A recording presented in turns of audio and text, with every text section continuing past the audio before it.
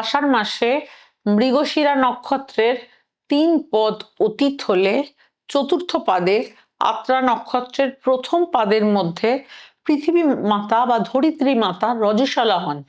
এই সময়ই অম্বুবাচী।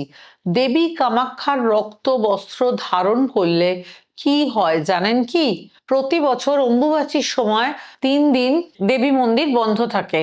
অম্বুবাচীর যোগেও 3 দিন যোনিপীঠ থেকে ওঠা জলধারার রং লাল রক্তবর্ণ হয়।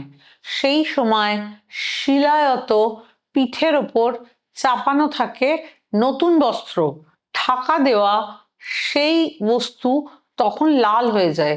তাই অঙ্গবস্ত্র বা রক্তবস্ত্র দুর্লভ হয়। সকল মনস্কামনা পূর্ণ হয়। শত্রুতা, গুপ্তক্রিয়া, ক্ষতির কাছ থেকে রক্ষা পাওয়া যায়।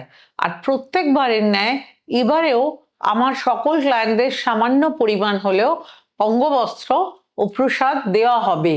সম্ভব হলে কাজে লাগান তন্ত্রের শ্রেষ্ঠ পীঠের সবচাইতে শ্রেষ্ঠ তিথিকে। নমস্কার।